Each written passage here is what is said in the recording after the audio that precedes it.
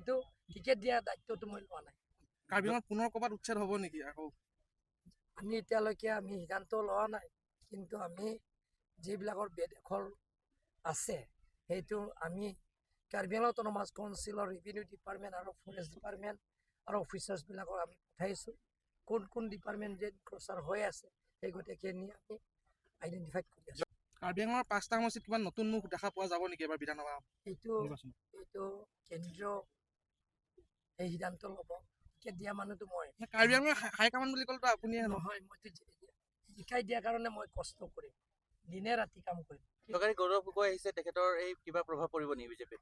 এই আপোনালোকে চাওক, 5টা সমষ্টিত লিডাৰ নগাঁও, হোজাই, ৱেষ্ট কাৰ্বি আংলং, ডিমা হাছাও আৰু ইষ্ট কাৰ্বি আংলং 5টা সমষ্টিলৈ তেওঁলোকে 3000 হোৱা নাই, 3000 হোৱা নাই তেওঁলোকে।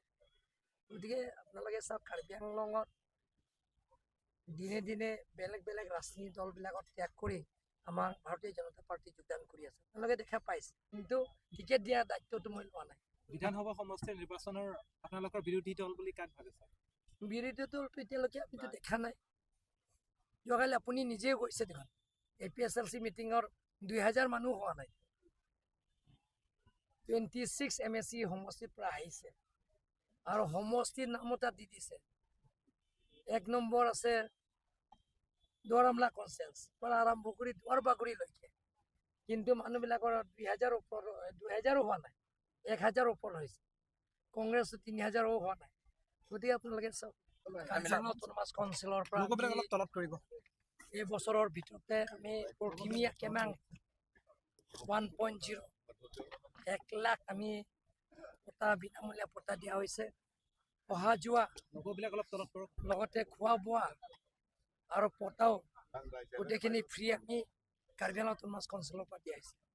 তাৰপিছত প্ৰত্যেক MEC সমষ্টিত মই গৈছিলোঁ, পাব্লিক ইণ্টাৰেকশ্যনৰ কাৰ্যসূচীটো লৈছিলোঁ।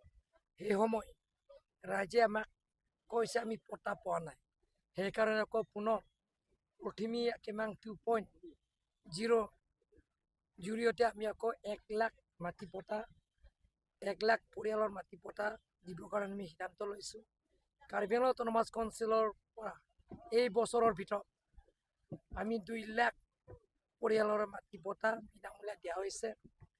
পটা ল'বৰ কাৰণে বিফাৰ্ম ফ্ৰী আৰু পটা আনিবৰ কাৰণে অহা যোৱা সেই খৰচটো গাড়ী চাড়ী আমি কাৰ্বি আংলং অট'নমাছ কাউন্সিলৰ পৰা ব্যৱস্থা কৰা হৈছে। লগতে তেওঁলোকৰ খোৱা বোৱা কাৰণে কাৰ্বি আংলং অট'নমাছ কাউন্সিলৰ পৰা দিয়া হৈছে। অজনজাতীয় লোকসকলে ইয়াৰ সুবিধা পাব নাপাব? পাব, চবে পাব। যিবিলাকে ইয়াত স্থানীয় বাসিন্দা আগৰ পৰা যিবিলাক আছে এতিয়াও থাকিব আৰু ভৱিষ্যত থাকিব, কিন্তু নতুনকৈ অহা মানুহবিলাকক আমি ইয়াত স্থান নাই, এইবিলাকক তেওঁলোকক পতা নিদিয়ে। নতুনকৈ মানে কিমান দিনত কেতিয়া আমি যিবিলাকৰ আজত কাৰ্বি আংলং গঠন হোৱাৰ পৰা আছে, এতিয়াও আছে, তেওঁলোকৰ পূজাৰ কাৰণে আমি মাটি পতাও দিছে। আৰু সকলো জাতি জনগোষ্ঠীৰ লগত আমি একেলগে আলাপ আলোচনা কৰি কাৰ্বি আংলঙৰ স্থায়ী শান্তি অনাৰ স্বাৰ্থত সকলো জাতি জনগোষ্ঠীৰ লগত লৈহে আমি টিম কাৰ্বি আংলং গঠন কৰা হৈছে। গতিকে যিবিলাকৰ টিম কাৰ্বি আংলং সকলো জাতি জনগোষ্ঠীত সুবিধা পাব, একেলগে